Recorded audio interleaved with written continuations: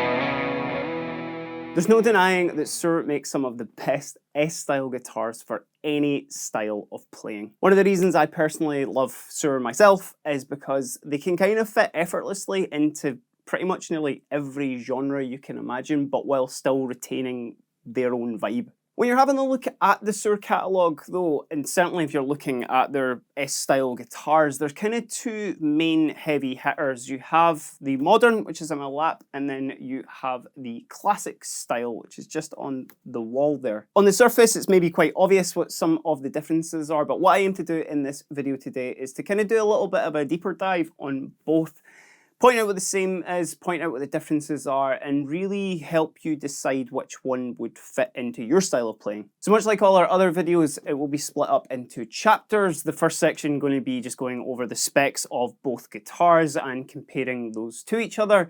But then we're going to do a section of just sounds where I'm running both guitars into exactly the same rig and I'm going to be playing very similar things. So check those out if you want to skip ahead. But let's not waste any more time and let's just dive right in. Now it is worth just prefacing before I dive right into the specs that despite both of these guitars, having their own individual specs about them, you can kind of tailor a Suhr to what you want, particularly with wood type, neck shape, pickup type, even the look of the thing. So while some of the features and the materials will sort of transfer over to both of them, certainly, different models and stuff, it's worth keeping that in mind that the ones that I've got with me today, while they are the blueprints of each model, you can tailor them to your exact specifications.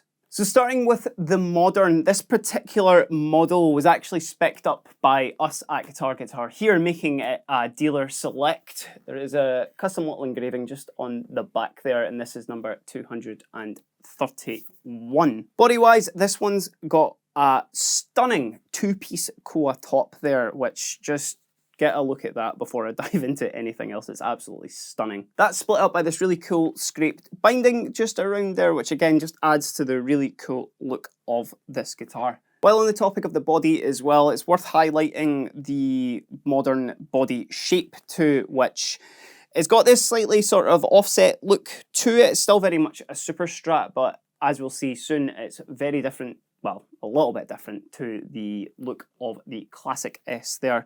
And actually this one is chambered on the inside as well, so luckily with this being mahogany, you're not going to feel that on your shoulder if you are playing this for a gig, for a while anyway.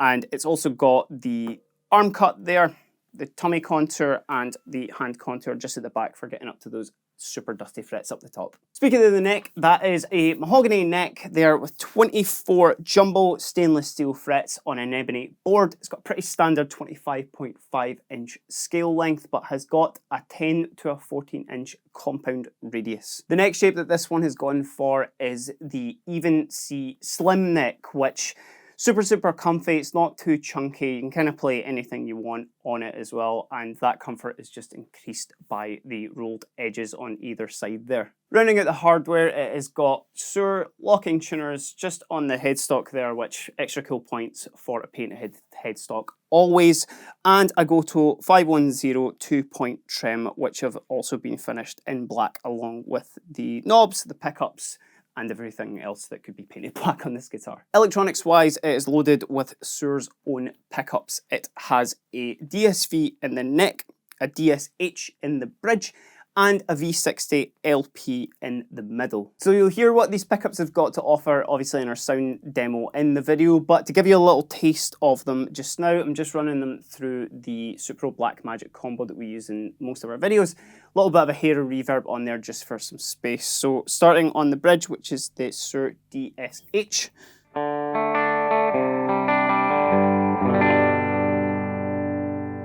Move into our second position, which is the bridge and the single coil.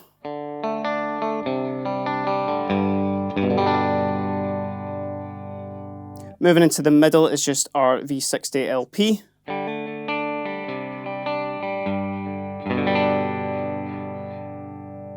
Position 4 is our middle inner neck.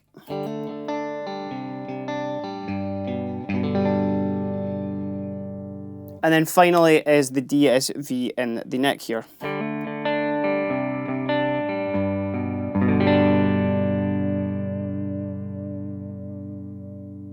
So moving on to the Classic S, I'll kind of speed run through some of the specs of this so we can get onto the sounds, but this is definitely a good opportunity while I've got both in my lap here to show you that kind of differences in the body. Certainly, as I mentioned, the Classic S going for that more classic, funnily enough, look to it, just with its rounder edges there, whereas if you compare it just to the Modern, it's almost kind of offset a little bit. I know that word's probably bad to a few of you, but as far as Super Strats go, it's just that little bit kind of more off-center. So much like the Modern, the Classic S here has the same arm contours, tummy contours, and it has a slightly different neck contour here as well, but there is actually still a little bit in the neck pocket there, again to help you get up to the dusty end of the fretboard there. As I mentioned, you can go for very similar kind of neck shapes and stuff on several of their guitars, but what this one has gone for is the vintage 60s C shape, which certainly is a little bit chunkier than the even C slim that was playing on the Modern, but I don't think any players will have too much of a bother with the shape of this neck. It's very comfy. This model here has got a roasted maple neck, and it's also gone for an Indian rosewood board, which has got 22 vintage nickel frets on it, along with a 9 to 12-inch radius, and it actually goes for a 25.6-inch scale length. So still very vintage, but that little extra bit there is worth noting. Now, rounding things up hardware-wise, you can get a Classic S, like I said, with the hardware options that we had on the Modern there. You know, the Goto trim and the Suhr locking tuners there. But what this model has opted for it being more of a sort of vintage-inspired instrument, it's actually got these Goto Cloisonne style tuners just on the back, and it's actually opted for a Wilkinson Year 1 6-point trim in the bridge there. So rounding out with the electronics, this is opted for an HSS configuration with all Suhr pickups in there. It has an SSV in the bridge, which is quite a sort of middle of the road, you know, not too hot an output, but it can certainly still handle things. And it is opted for a set of V60s in the middle and the neck there. Rounding out with the electronics, this model has opted for an HSS, which is quite a normal configuration, certainly with the classic models. Not to say you can't get a single coil in the bridge, but this is what I see a lot of Suhrs with these days. It's loaded with a Suhr SSV in the bridge, which is not too hot of a humbucker, but can certainly still get there if you need it. And it's matched with a pair of Suhr V63 single coils, which, You can get all those classic Strat tones out of it if you want to, but they also have got the Suhr silent single coil system in them, which it actually has a dummy coil underneath, which gets rid of a lot of that kind of classic 60 cycle hum that you would expect with a Stratocaster. An extra little bit with this guitar as well, that it actually has a push on the tone knob just there, which will split the humbucker. So again, much the same with this one. I'll just run through the sounds just very quickly before we get into some effects-based stuff. Here's just the SSV bridge.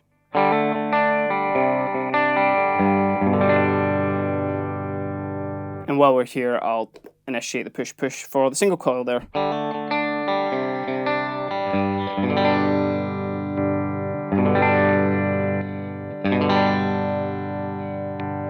Next position is half of our humbucker and the middle single coil.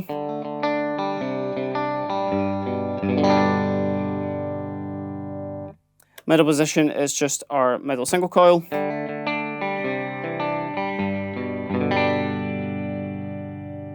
Position for middle and neck.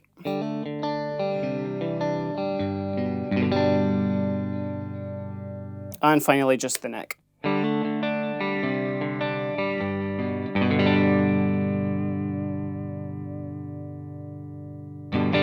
So now that we know the specs, let's get to the most important part, and that is the sounds of each guitar. I'm running through exactly the same rig with both of these guitars. I'm not going to be changing anything.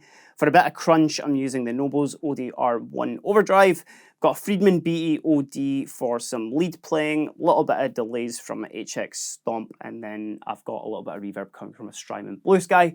They're both going into a Supro Blackmagic combo, just set on clean, and they're mic'd up with a Suhr SM57 and an SM27.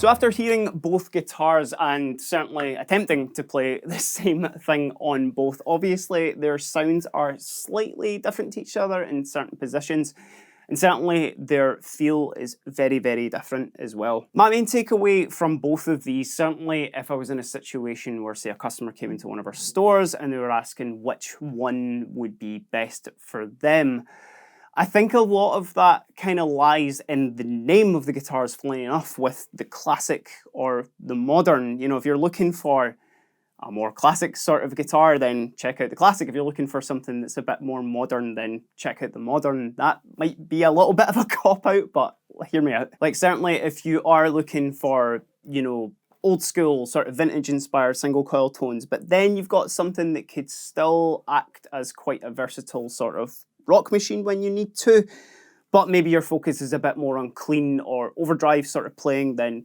definitely check one of those out first. Whereas if you are a bit more focused on, say, lead playing, maybe kind of higher gain playing, something that you need a slightly skinnier neck for, or you just want to have that nice, you know, warm neck humbucker tone, whether that be on cleans or whether that be on a distortion channel, it's definitely worth checking out the Modern. As I said, that might be a little bit of a cop-out, but both guitars can definitely cover certain parts of the other one, but they both specialize in their own specific things. So as I said, if you're more kind of Strat leaning, definitely check out the Classic.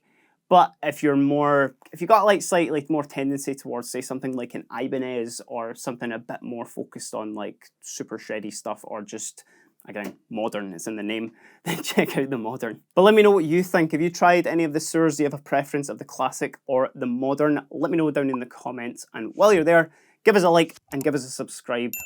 You know the YouTube stuff by now. I don't need to keep going on about it. But until next time, I've been Keiran, and this has been the Suhr Classic versus the Suhr Modern. Hope it's helped, and have a good day.